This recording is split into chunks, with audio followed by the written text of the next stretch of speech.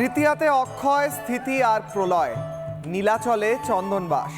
দরজা খুলল শিবালয়, ভক্তের ভালোয় জগন্নাথ, করুণাময় কেদারনাথ। অক্ষয় তিথির কথা অমৃত সমান, প্রাইম টাইমে আজ শোনো পুণ্যবান। আজ অক্ষয় তৃতীয়া এবং অক্ষয় তৃতীয়ার শুভেচ্ছা সকলকে। অক্ষয় তৃতীয়ার অত্যন্ত গুরুত্ব রয়েছে সনাতন ধর্মে। অক্ষয় তৃতীয়ার দিন বেশ কিছু গুরুত্বপূর্ণ ঘটনা ঘটে। ভারতের আধ্যাত্মের ক্ষেত্রেও অত্যন্ত গুরুত্বপূর্ণ দিন এটি। এদিনই শ্রীকৃষ্ণের চন্দন যাত্রা শুরু হয় জগন্নাথ মন্দিরে। আর সেই জগন্নাথ মন্দিরেরও ছবি তো আপনারা দেখতেই পাচ্ছেন। জগন্নাথ মন্দিরে শ্রী জগন্নাথ, বলদেব, সুভদ্রা মহারানীকে চন্দনের প্রলেপ দেওয়া হয়, কারণ অত্যন্ত গরম বেড়ে গিয়েছে। তারই সঙ্গে সঙ্গে চার ধামের দরজা খুলে যায় আজই। কি কি ঘটনা আজ গুরুত্বপূর্ণ, কি কি হয় আজ গোটা ভারতবর্ষ জুড়ে, সেই নিয়ে আজকের বাংলার প্রাইম টাইম।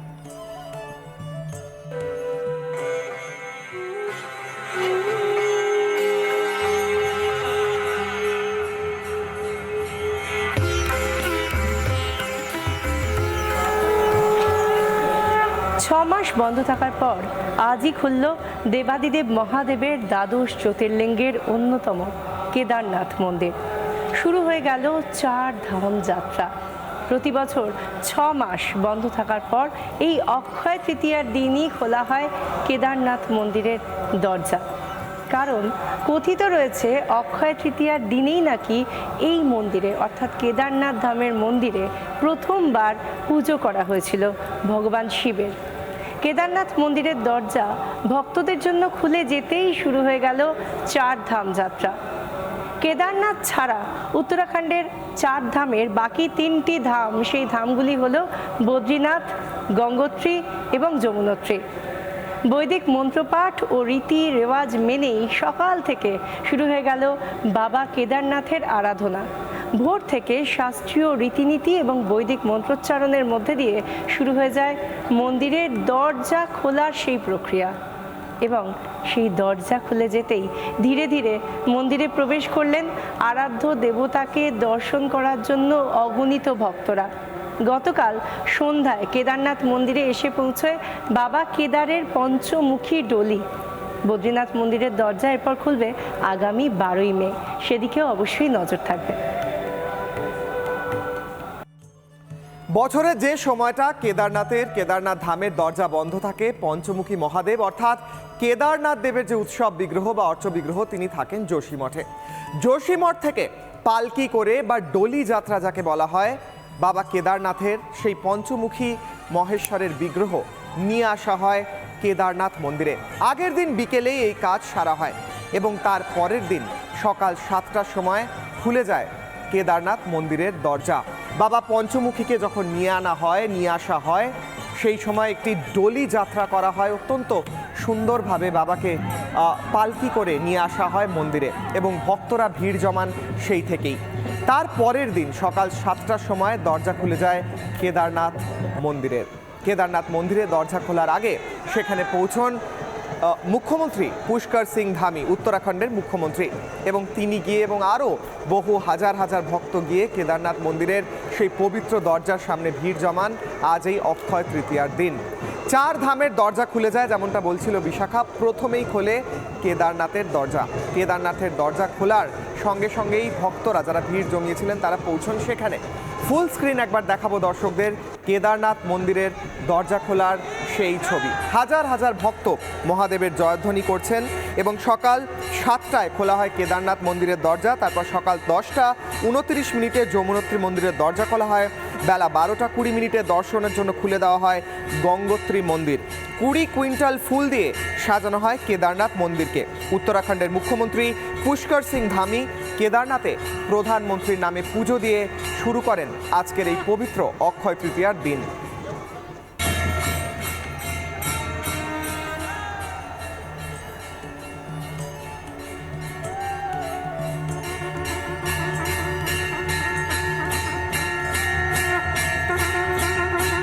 কেদারনাথ ধামের দরজা খুলল 6 মাস পর এবং যার জন্য অপেক্ষায় ছিলেন এত মানুষ, সেটা কখনো শুধুমাত্র দরজা খোলার রীতি মেনে শুধুমাত্র সেই দরজা খোলাটাই তো হতে পারে না, এর সঙ্গে জুড়ে যায় আরও অনেক আবেগ, আরও অনেক ঘটনা।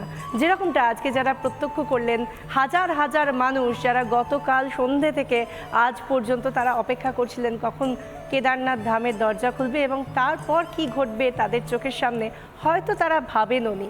এবার আমরা দেখলাম যে পুষ্প বৃষ্টি, তারাও দেখলেন, তারা হতবাক হয়ে দেখলেন যে কেদারনাথ ধামে যে নৈসর্গিক শোভা, সেই শোভা যেন আরও বাড়িয়ে দিল এই পুষ্প বৃষ্টি। হেলিকপ্টারে করে চললো এই পুষ্প বৃষ্টি, যেটা কিশোরা কিছুক্ষণ আগেই বলছিলেন যে 20 কুইন্টাল ফুল, সেই ফুল দিয়ে সাজানো হয়েছে বাবা কেদারনাথ ধাম। তার চারপাশ যেভাবে আমরা দেখতে পাচ্ছি পুষ্প বৃষ্টি হচ্ছে এবং সেই পুষ্প বৃষ্টি মানুষ দেখছেন, তাদের মাথায়ও এসে পড়ছে সেই পুষ্প বৃষ্টি। আর তারা হয়তো এটাই ভাবছেন যে আজকে তারা যখন এই সকাল 7টার সময় এই দ্বারোদ্ঘাটন, নতুন করে 6 মাস পরে যে দরজা খুলছে, সেই দ্বারোদ্ঘাটনের ছবিটা তারা দেখছেন, সেই সঙ্গে কত মানুষ ধীরে ধীরে এই দরজা খোলার সঙ্গে সঙ্গে তাদের আরাধ্য দেবতার কাছে পৌঁছে যাচ্ছে। প্রচুর মানুষ, এক কথায় বলতে গেলে যে পঞ্চমুখী ডলি যাত্রা গতকাল সন্ধ্যায় সেখানে এসে গিয়েছিলেন প্রায় 5000 মানুষ, শুধু এই ডলি যাত্রা গতকাল সন্ধ্যায় সেটা দেখার জন্য। আর আজকে যে ছবিটা আমরা দেখতে পাচ্ছি, হাজারে হাজারে মানুষ তারা সকাল সকাল তাদের আরাধ্য দেবাদিদেব মহাদেবকে দেখার জন্য তারা হাজির হয়ে গিয়েছেন। এবং কথায় আছে যে একবার যদি কোনো ব্যক্তি যত পাপই তিনি করে থাকুন না কেন, তিনি যদি একবার কেদারে যেতে পারেন অথবা একবার যদি তিনি বদ্রীনাথে যেতে পারেন, একই সঙ্গে তার সমস্ত পাপ মুক্ত হয়ে যায়। সেই ছবিটাই আমরা দেখাচ্ছি আপনাদের যে কিভাবে সেজে উঠেছে কেদারনাথ ধাম আজ সকালে 7টার সময় যখন দরজা খোলা হলো মন্দিরের। তারপর সেখানে শিব ভক্তদের ভিড়।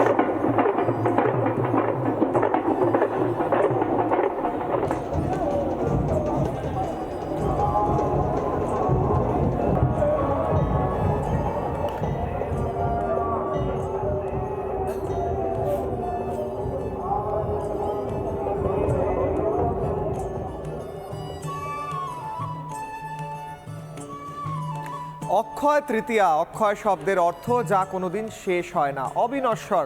এই অক্ষয় তৃতীয়ার পুরাণে বেদে অত্যন্ত গুরুত্ব রয়েছে। হিন্দু ধর্মে, হিন্দু শাস্ত্রে কী গুরুত্ব রয়েছে সেটা এই মুহূর্তে দেখাবো দর্শকদের একটি গ্রাফিক্সের মাধ্যমে। অক্ষয় তৃতীয়ার গুরুত্ব, আমাদের বাংলা ক্যালেন্ডারে অক্ষয় তৃতীয়া অত্যন্ত গুরুত্বপূর্ণ একটি দিন। বৈশাখের শুক্লপক্ষের তৃতীয়া দিনে এই অক্ষয় তৃতীয়া পালন করা হয় বা অবজার্ভ করা হয়। কি হয় এই দিন, কেন এই দিন পালন করা হয়, কি প্রয়োজন এই দিন পালন করার হিন্দু শাস্ত্রমতে, সনাতন ধর্মে, সেইটা দেখব পরের প্লেট। বৈশাখের শুক্লপক্ষে যে তৃতীয়া, অক্ষয় শব্দের অর্থ হলো যার ক্ষয় নেই। যেমনটা বলছিলাম, যে দিন বা যে দিনে আপনি কোনো কাজ করবেন এমন যার কোনো ক্ষয় হবে না, যা বৃদ্ধি পাবে উত্তরোত্তর, তাই হলো অক্ষয় তৃতীয়া। তারই সঙ্গে সঙ্গে আরও গুরুত্ব রয়েছে এই অক্ষয় তৃতীয়া। পরের যে গুরুত্ব, গঙ্গাকে পৃথিবীতে প্রথমবার নিয়ে এসেছিলেন ভগীরথ এই অক্ষয় তৃতীয়ার দিনে। যে গঙ্গাকে বলা হয় যে গঙ্গা আমাদের সর্ব পাপ ক্ষয় করতে পারে, যে গঙ্গায় ডুব দিলে শরীরের সব পাপ চলে যায়, সেই গঙ্গা এসেছিলেন এই ধরাধামে অক্ষয় তৃতীয়ার দিনে। আরও পরের প্লেট, আর কি গুরুত্ব রয়েছে অক্ষয় তৃতীয়ার? ঐশ্বর্যশালী হওয়ার আশীর্বাদ পান কুবের। এই জন্যই অক্ষয় তৃতীয়ার দিন বলা হয় ধাতু বা সোনা কেনার যে প্রচলন চলে এসছে এই থেকে। কুবের সেই দিনই আশীর্বাদ পেয়েছিলেন ঐশ্বর্যশালী হওয়ার। আর কি গুরুত্ব রয়েছে অক্ষয় তৃতীয়ার দিনের? পুরীতে জগন্নাথ দেবের রথ নির্মাণ শুরু হয় অক্ষয় তৃতীয়ার দিন। অর্থাৎ রথে প্রথম যে কাঠের যে হাতুড়ির বাড়ি পড়ে, যে কাঠের কাঠামো তৈরি হওয়া শুরু হয়, তা হয় অক্ষয় তৃতীয়ার দিন। আর কি গুরুত্ব রয়েছে? এদিন 4 ধামের দরজা খুলে যায়। যেমনটা বিশাখাও বলছিল, 4 ধাম অর্থাৎ কেদারনাথ, বদ্রীনাথ, গঙ্গোত্রী, যমুনোত্রীর দরজা খুলে যায় এই অক্ষয় তৃতীয়ার দিন। এবং এই অক্ষয় তৃতীয়ার গুরুত্ব সম্পর্কে কি বলছেন স্বামী পরমাত্মানন্দ এবং গবেষক মানস ভট্টাচার্য, শুনব। অক্ষয় তৃতীয়াতে পরশুরাম জয়ন্তী, আবার অক্ষয় তৃতীয়ায় সপ্তম মহাবিদ্যা ধূমাবতী দেবীর আবির্ভাব। আবার এই অক্ষয় তৃতীয়ায় মর্তভূমিতে গঙ্গার অবতরণ। যারা মনে করছেন সত্যযুগের শুরুতেই তারা সোনা কিনে বড়লোক হবেন, তাদের এটুকু বলতে চাই যে যার যার মধ্যে কলি অবস্থান করেন তার মধ্যে সুবর্ণ কিন্তু অন্যতম। অর্থাৎ এ সোনা মানব মনের সোনা যেন হয়, যে সোনার দাম ৮০, ৮২, ৮৫, ৯০ হয়ে যায়। সেই সোনাদানা কেনার জন্য বিশেষ আঁকুপাঁকু না করলেই মনে হয় মানুষের সার্বিক কল্যাণ। বিশ্বাস অনুসারে অক্ষয় তৃতীয়ার দিনে পরশুরামের জন্ম হয়েছিল, অক্ষয় তৃতীয়ার দিনে ত্রেতা যুগের শুরু হয়েছিল, অক্ষয় তৃতীয়ার দিনে সুদামা কৃষ্ণের সঙ্গে মিলিত হয়েছিলেন, অক্ষয় তৃতীয়ার দিন শ্রীকৃষ্ণ পাণ্ডবদেরকে অক্ষয় পাত্র দান করেছিলেন, অক্ষয় তৃতীয়ার দিনে বেদব্যাস মহাভারত লেখা শুরু করেছিলেন, পাণ্ডবদেরকে শ্রীকৃষ্ণ অক্ষয় পাত্র দান করেছিলেন। এবং বিশ্বাস করা হয় যে যেহেতু অক্ষয় তৃতীয়ার দিন ত্রেতা যুগের শুরু হচ্ছে, প্রত্যেক মানুষ মনে করে যে তার ভাগ্য সোনার মতো উজ্জ্বল হয়ে উঠবে। অর্থাৎ সোনার মতো উজ্জ্বল হওয়ার জন্যই এই দিন সোনা বা ওই রকম কোনো উজ্জ্বল ধাতু কেনার নিয়ম প্রচলিত আছে ভারতবর্ষে। আর এই অক্ষয় তৃতীয়ার পবিত্র দিনেই রিপাবলিক নেটওয়ার্কের এডিটর ইন চিফ অর্ণব গোস্বামীর সঙ্গে কথা বলেছেন দেশের প্রধানমন্ত্রী নরেন্দ্র মোদী, এবং সেই সময় তিনি বলেছেন এই যুগে হওয়া সর্বশ্রেষ্ঠ মন্দির অর্থাৎ রাম মন্দিরের গুরুত্ব। কি বলেছেন প্রধানমন্ত্রী, শুনব। आपने कोशिश की है राम मंदिर के स्थापना में पूरे दक्षिण भारत, उत्तर भारत, सब जगह के लोगों को, उनकी संस्कृति को एकजुट करने की। तो आप इसको जब देख रहे हैं पॉलिटिकल इशू बन चुका है और बनाने की कोशिश होगी, इसका क्या रिस्पॉन्स होगा इलेक्टोरेट से? स्वमान स्वाभिमान कोई चीज होती है जिंदगी में। 500 साल तक राम मंदिर के लिए शायद दुनिया के अंदर एक बहुत बड़ी घटना है कि एक श्रद्धा के लिए 500 साल तक एक समाज लड़ता रहा। ये बलिदान का इतिहास है, ये त्याग का इतिहास है, ये तपस्या का इतिहास है। आप उसको भी अपने ही पूर्वजों ने किया है, कोई बार बार नहीं किया है, और गुलामी की जंजीरों के बीच किया है, स्वमान के लिए, स्वाभिमान के लिए। तो जैसे देश की आज़ादी का गर्व है, वैसे ही 500 साल की लड़ाई का भी गर्व है, स्वाभिमान की लड़ाई है ये। लेकिन चूंकि आपके सेकुलरिज्म जो अपने खोखलापन है, उसके लिए डर करके जियोगे तो क्या चलेगा। दूसरा, ये पॉलिटिकल कैसे है भाई, वहाँ हिंदुस्तान के कला जगत के सभी लोग थे। अब देश के प्रधानमंत्री को बुलाया, देश के राष्ट्रपति जी को बुलाया, राष्ट्रपति जी को सुविधा नहीं थी, राष्ट्रपति जी ने तारीख अलग दी और वो अलग तारीख को गए भी। जी, देश के प्रधानमंत्री ने कहा मैं तो ये प्रभु राम का आदेश मानता हूँ, मैं आऊँगा। तो देश का प्रधानमंत्री गया और प्राण प्रतिष्ठा में मैं साक्षी बना। मुझे तो कोई हक नहीं है, वो तो पंडितों का और उसके शास्त्रों के जानकार लोगों का है। मैं एक साक्षी भाव से वहाँ बैठा था।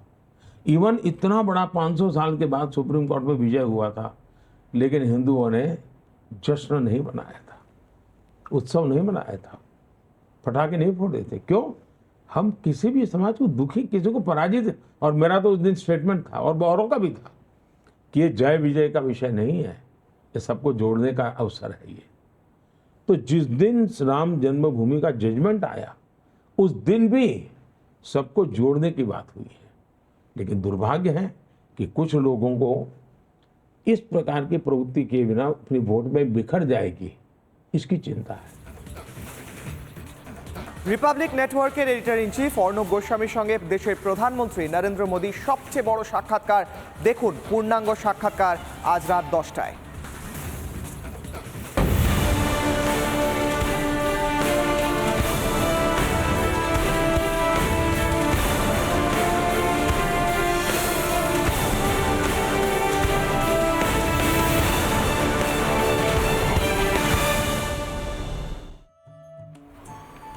অক্ষয় তৃতীয়া, এই পুণ্যতিথিতে প্রতি বছর আমরা দেখতে পাই, এবছরও আমাদের চোখে পড়েছে যে এই পুণ্যতিথিতে মানুষ এক টুকরো সোনা হলেও ঘরে তুলতে চায়, কারণ সোনা হলো সমৃদ্ধির প্রতীক। এবং জ্যোতিষশাস্ত্রে সোনার সঙ্গে বিভিন্ন গ্রহ রাশির সম্পর্ক রয়েছে। বিশেষ করে গুরুদেব বা গ্রহরাজ বা যিনি গ্রহদের মধ্যে সবথেকে বেশি যার মধ্যে গুণ রয়েছে, তিনি হলেন বৃহস্পতি। সেই বৃহস্পতির সঙ্গে সম্পর্কিত সোনা, সেই সোনা যদি এক টুকরো ঘরে আনা যায় তাহলে সৌভাগ্য প্রদান করে সেই সোনা। আজকের দিনে, বিশেষ করে আজকের দিনে যদি সেই সোনা ঘরে তোলা যায়, সেই জন্য গৃহস্থ মনে করে একটু হলেও তার জীবন যেন উজ্জ্বল হয়, আর সেই উজ্জ্বলতা আসে সোনা থেকে। সেই জন্য কলকাতার বিভিন্ন সোনার দোকানগুলোতেও সেই একই ছবি দেখা যাচ্ছে। যতই আকাশ ছোঁয়া দাম হোক সোনার, তাতেই বা কি যায় আসে, তাতেও কিন্তু মানুষ ওই যে বললাম এক টুকরো সোনা হলেও ঘরে তুলতে চায়, সেই ছবিটাই দেখা গেল সাধারণ মানুষের মধ্যে। কি বলছেন তারা, শুনুন। সোনাটাকে তো আমরা বাঙালিরা সাধারণত মা লক্ষ্মীর একটা হিসাবে, প্রতীক হিসাবে ভাবি।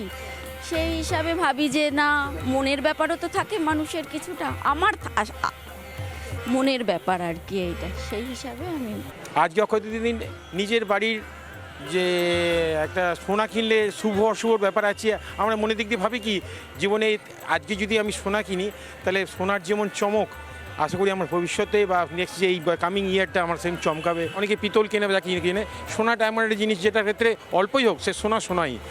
আমি অতটা অর্থটা জানি না কি কেন সোনাটা কেনে। আজকের দিনে সোনা কিনলে শুভ হয়, বছর ভালো যাবে, ভালো জিনিস, একটা শুভ দিন একটা অ্যাসেটও তৈরি হয়ে যায়, ভবিষ্যতের জন্য তার একটা অ্যাসেট তৈরি হয়ে গেল। এর থেকে ভালো জিনিস কি হতে পারে? লক্ষ্মী ঘরে আসে বলে, আর একটা ডিপোজিট হয়ে যায়, এইটাই তো জানা যে হ্যাঁ যাক, একটা পয়সা এক জায়গায় লাগিয়ে রেখে দিলাম, সেটা একটা সোনাও কেনা হয়ে গেল, শুভ কাজও হয়ে গেল, আর টাকা একটা ইউজও হয়ে গেল ঘরে টাকাটা, ব্যাস। আজই শুরু শ্রীকৃষ্ণের চন্দন যাত্রা। প্রচণ্ড গরম পড়েছে ভাদ্র মাস, বৈশাখ মাস, এবং সেই সময় ভগবানকে চন্দন দিয়ে লেপে দেন ভক্তরা যাতে তার শরীরে শীতলতা আসে। এবং সেই চন্দন যাত্রা হচ্ছে বৃন্দাবনে চন্দন যাত্রা শুরু হয়েছে, এবং সেখানে ভগবানের বিগ্রহের শরীরে চন্দন যাত্রা দিনে সারা শরীরে ভগবানের শরীরে চন্দন লেপন করা হয়। সেই ছবি প্রথম দেখাবো, বৃন্দাবনের ছবি চন্দন যাত্রার। ভগবানের পূর্ণাঙ্গ ভগবানের বিগ্রহে চন্দন দেওয়া হয়, এবং সেই চন্দন দেওয়ার ছবি, চন্দন বাটার ছবি, ভক্তরা সকলে মিলে চন্দন বাটেন, এবং সেই অত্যন্ত গুরুত্বপূর্ণ একটি পূজার অঙ্গ হচ্ছে চন্দন। সেই চন্দন বাটা হয়, সকল ভক্তরা মিলে উৎসবের মতো করে চন্দন বাটেন, চন্দন বেটে ভগবানের শরীরে লেপন করে দেন সেই চন্দন, সেই পবিত্র চন্দন। পুরী ছাড়াও বৃন্দাবন ছাড়াও বিভিন্ন জায়গায় চন্দন যাত্রা হয়, দ্বারকাতেও চন্দন যাত্রা হয়। দ্বারকা অর্থাৎ গুজরাতে কৃষ্ণের দ্বারকার যে মন্দির, সেখানেও চন্দন যাত্রা হয়, ভগবানের বিশেষ আরতি হয়, এবং ছবিতেই দেখা যাচ্ছে ভগবানের সারা শরীরে চন্দন লেপে দেওয়া হয়েছে।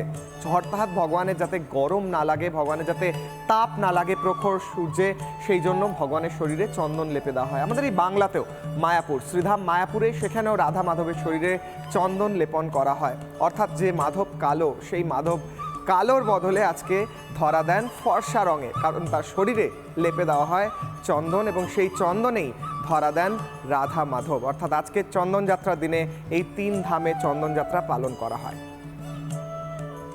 কিশলয়, তুমি মায়াপুর থেকে বৃন্দাবন সমস্ত জায়গায় যে যে চন্দন যাত্রার ছবিগুলো তুলে ধরলে, সেই সঙ্গে একটা বিষয় আমার মনে হয় বলা দরকার দর্শকদের, তা হলো এই চন্দন যাত্রার সঙ্গে ভগবান জগন্নাথ দেবের যে আদেশ রয়েছে, যে মিথ, যে কিংবদন্তি আজও রয়েছে, সেই মিথ দর্শকদের সামনে একটু তুলে ধরা দরকার।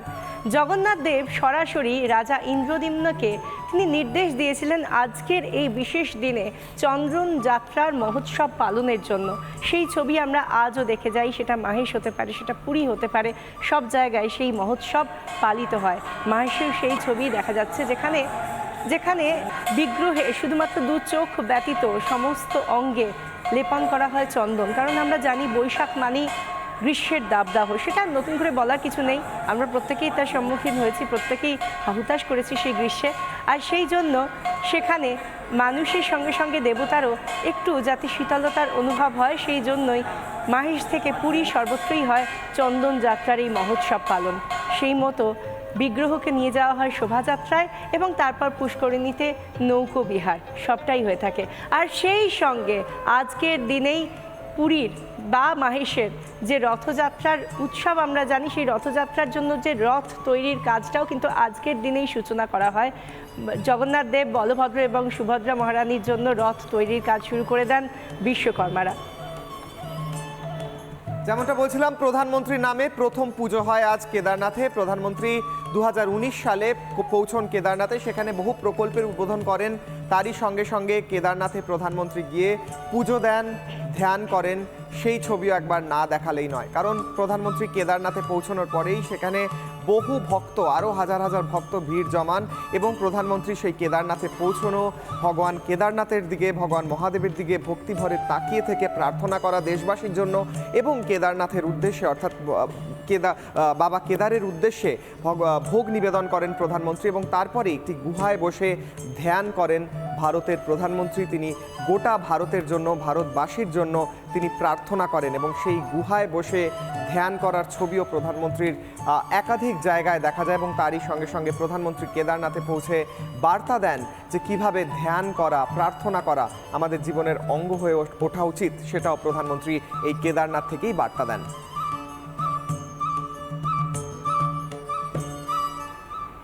আমরা এই জায়গা থেকেই আমাদের যেটা বলার, যে আজকের দিনে দাঁড়িয়ে আমরা যে ছবিটা দেখতে পাচ্ছি যে এতগুলো মাস পরে আবার কেদারনাথ ধামের দরজা খুলে গেল, কিন্তু কেদারনাথ ধাম যার সঙ্গে এত বছরের সনাতনী ভারতের ইতিহাস, সভ্যতা সব কিছু জড়িয়ে রয়েছে, সেখানে একটা বিষয় অবশ্যই আমাদের খুব মনে করায় যে এত কিছু হয়ে গিয়েছে, এত প্রাকৃতিক বিপর্যয়, তারপরেও কিন্তু মাথা তুলে একেবারে আগের মতো করেই দাঁড়িয়ে রয়েছে কেদারনাথ ধাম। ঠিক একেবারে আগের মতোই দাঁড়িয়ে রয়েছে কেদারনাথ এবং সব সময়ের জন্য এই ধাম গুরুত্বপূর্ণ হয়ে থাকবে। আজ অক্ষয় তৃতীয়া, শুভেচ্ছা সকলকে।